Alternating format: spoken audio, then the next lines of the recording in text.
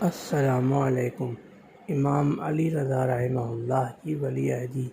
یہ واقعہ تاریخ طبری، تاریخ ابن کثیر، تہذیب التہذیب اور سیر اعلام النبلاء میں مفصلاً مذکور ہے۔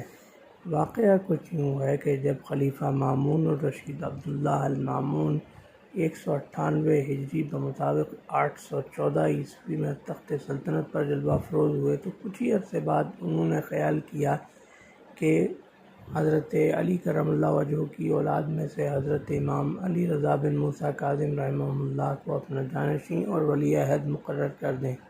چنانچہ انہوں نے حضرت علی رضا رحمہ اللہ کو، جو اس وقت مدینہ میں قیام پذیر تھے، اپنے پاس بلایا، یعنی وہ اس وقت خراسان کے دارالحکومت مرو میں یعنی ان کی جو حکومت تھی، دارالحکومت تھا وہ خراسان کے دارالحکومت مرو میں تھا، جو آج کل موجودہ ترکمانستان کا ایک غیر آباد شہر ہے۔ یعنی اب وہ آباد نہیں رہا، اس کی وہ حیثیت نہیں رہی جو خلیفہ مامون کے زمانے میں ہوا کرتی تھی۔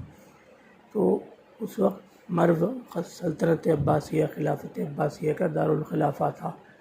تو حضرت علی رضا رحمہ اللہ مرو آ تو گئے، تشریف تو لے آئے، لیکن آپ نے ولی عہدی کو قبول کرنے سے بہت انکار فرمایا کہ میں ولی عہدی قبول نہیں کروں گا۔ جب مامون نے بہت زیادہ اصرار کیا تو انہوں نے حضرت امام علی رضا رحمہ اللہ نے چند شرائط پر اس کو قبول کیا۔ شرط نمبر 1 یہ تھی کہ میں کسی کو مقرر یا معزول نہیں کروں گا۔ شرط نمبر 2 یہ تھی کہ میں حکومت کے معاملات میں کسی قسم کی مداخلت نہیں کروں گا، کسی فیصلے میں میرا حصہ نہیں ہوگا، میں صرف نام کا ولی عہد ہوں۔ اگرچہ یہ بات مامون کو ناگوار تو گزری، لیکن پھر بھی مامون نے اس کو قبول کر لیا، اور یوں امام علی رضا رحمہ اللہ برائے نام ولی عہد مقرر ہوئے۔ تو لیکن یہ ولی عہدی زیادہ عرصہ قائم نہ رہ سکی، کیونکہ کچھ عرصہ بعد امام علی رضا رحمہ اللہ کا انتقال ہو گیا۔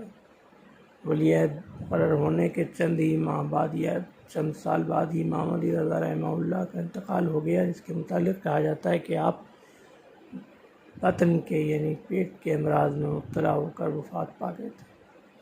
تو یہ تھا امام علی رضا رحمہ اللہ کے ولی عہد مقرر ہونے کا ایک مختصر واقعہ۔ انشاءاللہ اگلی ویڈیو میں امام علی رضا رحمہ اللہ کے صاحبزادے امام محمد الجواد رحمہ اللہ کے کسی مستند واقعے کے ساتھ حاضر خدمت ہوں گے۔ اللہ حافظ۔